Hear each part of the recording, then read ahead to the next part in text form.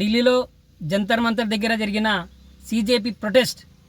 ఈ ప్రొటెస్ట్లో విద్యార్థులు 10% అంటే 90% నేరస్తులు ఉన్నమాట వాస్తవం.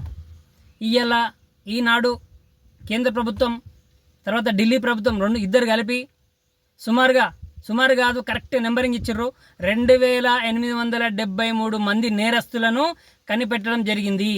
విద్యార్థుల ముసుగులో వచ్చి అక్కడ విధ్వంసాన్ని సృష్టించారు.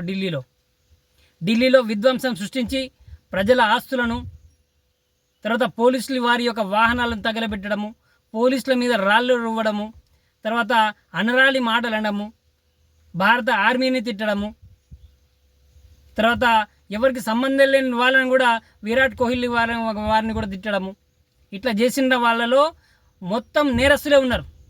వాళ్ళు 2873 మందిని కనిపెట్టడం జరిగింది. వాళ్ళందరినీ కూడా అరెస్ట్ చేశారు. ఇంకా కొంతమంది చేయబోతున్నారు. ఏమని చేద్దాం అనుకుంటున్నాం? ఈ ప్రతిపక్ష పార్టీలు ఏవైతే ఉన్నాయో, కాంగ్రెస్ కానీ, ఆప్ పార్టీ కానీ, తర్వాత నెక్స్ట్ చాలా పార్టీలు ఉన్నాయి కదా, వాళ్ళందరికీ ఒకటే లక్ష్యం.